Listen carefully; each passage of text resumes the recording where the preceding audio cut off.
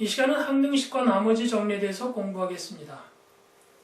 수학이 어렵다는 친구들이 있습니다.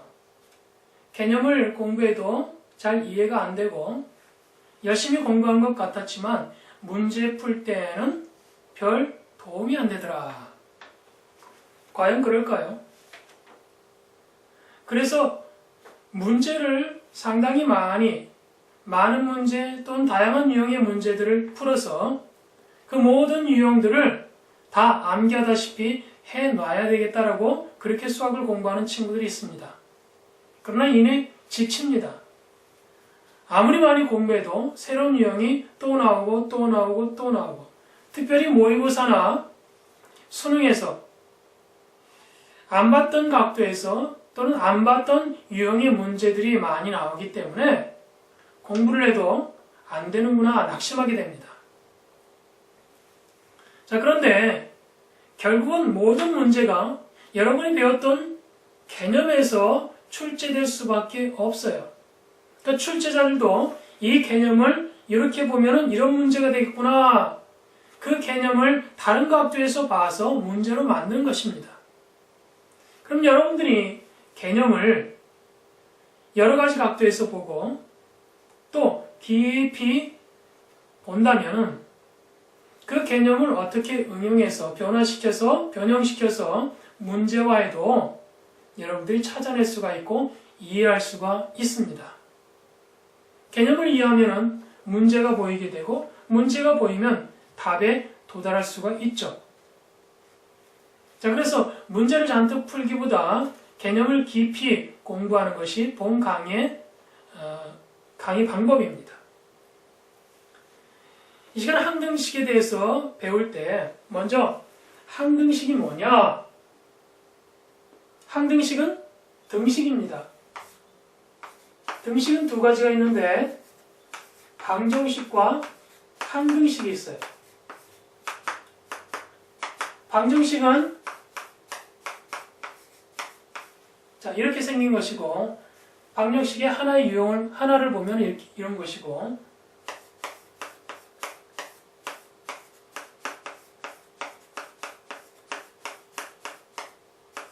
항등식의 한 예를 들면 이것입니다. 이 방정식은 x에 관한 방정식이다라고 조건이 붙어 있다고 봅시다. 그럴 때 x가 특정한 문자가 되죠. 그 주어진 특정한 문자에 특정한 수값을 대입했을 때만 그 등식이 성립하는 등식이 방정식입니다. 자, 이 등식에는 x에다가 1을 대입했을 때만 성립하죠. 다른 수값을 넣으면 등식이 성립하지 않습니다. 이런 등식은 방정식이라고 합니다. 그런데 밑에 있는 등식을 보면은 x에다가 어떤 값을 대입해도 등식이 항상 성립합니다.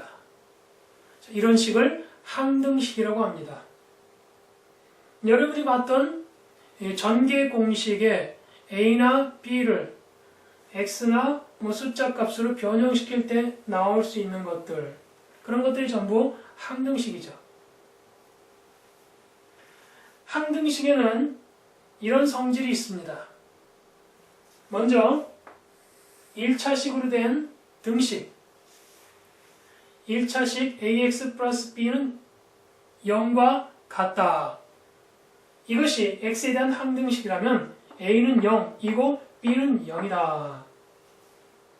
여기서 이 두 기호를 좀 더 상세하게 공부할 필요가 있어요. 자, 이 기호는 두 가지 의미를 가지고 있는데 이렇게 되고 이렇게 된다. 이 두 가지가 다 성립한다. 자, 이 기호는 명제에서 나오죠. P면 Q이다. 자, 꼬리 하나 달린 화살표는 P일 때 Q인 것이 이 전체가 참인지 거짓인지 아직 밝혀지지 않은 상태를 말합니다. 예를 들어 x가 1보다 크면 x는 0보다 크다. 자, 그런데 잘 보면은 x가 1보다 크면은 x는 반드시 0보다 크죠. 그럴 때는 꼬리 하나 화살표가 꼬리 두 개 화살표가 됩니다. 자, 이 조건일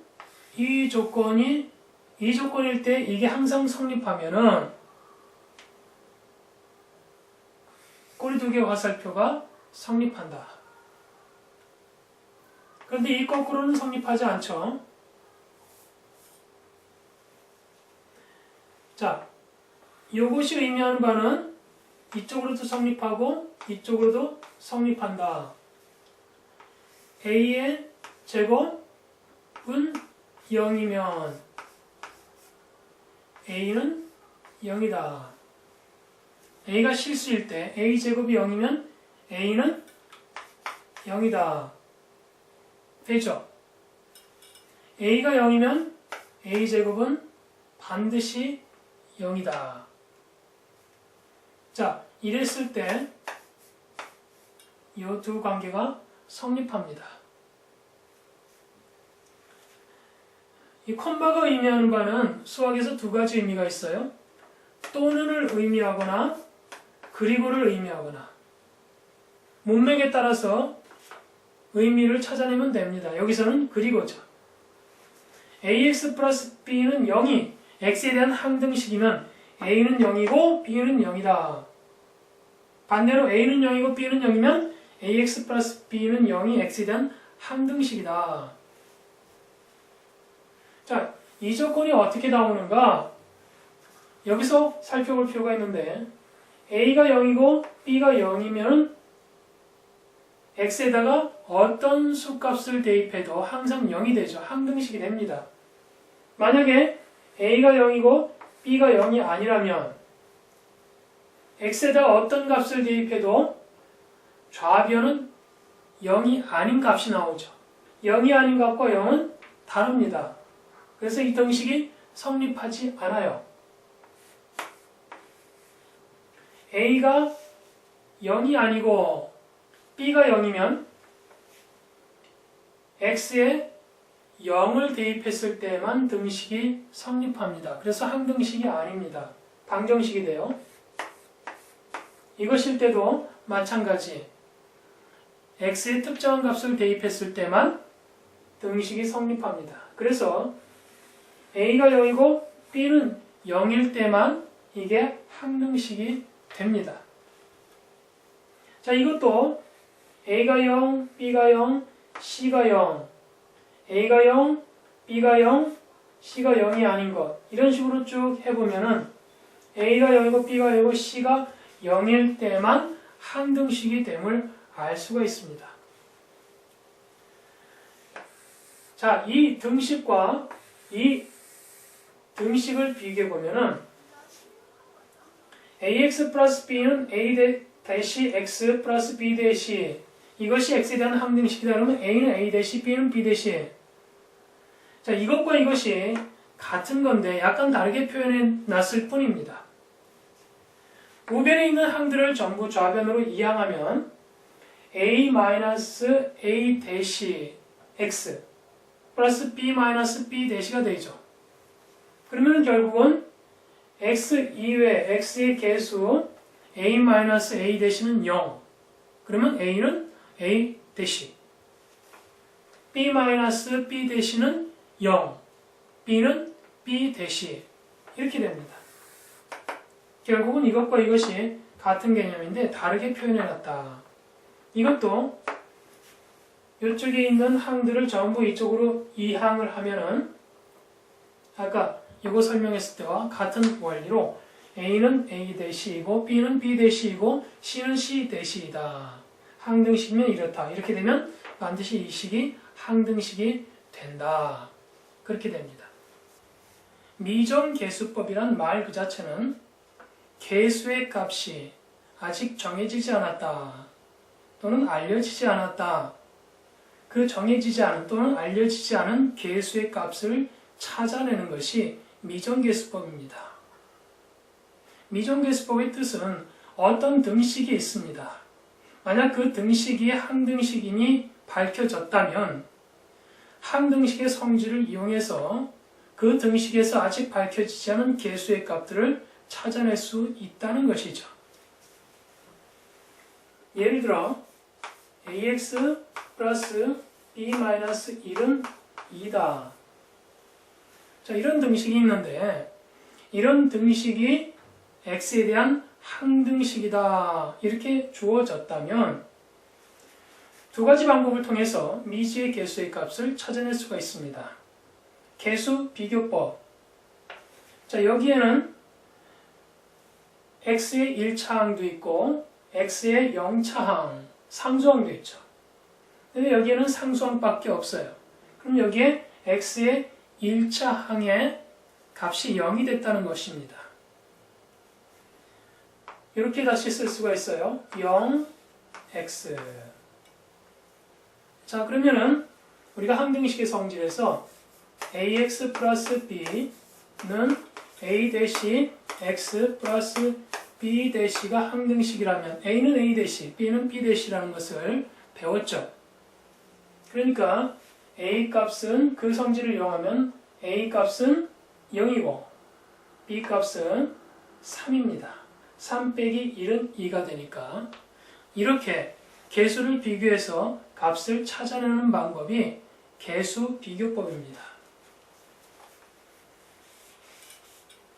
자, 그 다음에 수치 대입법이 있는데 항등식의 성질은 주어진 그 문자, 특정한 문자에 어떤 값을 대입하더라도 등식이 성립하는 것이죠. 그럼 여기다가 x에다가 0을 대입합니다. 그러면은 b는 3이 돼서 양쪽이 등식이 성립하도록 할 수 있습니다. 그래서 b 값은 3으로 결정되죠. 자, b 값이 3이면은 이것은 ax 플러스 2는 2. 자, 그러면 이쪽 값은 0이 돼야 됩니다. 0이 되려면 a는 0이 돼야 되죠. 이렇게 어떤 미지수에 어떤 값을 대입해서, 수치를 대입해서 미지의 개수의 값을 찾아내는 것을 수치 대입법이라고 합니다. 다음 시간은 항등식의 여러 가지 표현에 대해서 공부하겠습니다.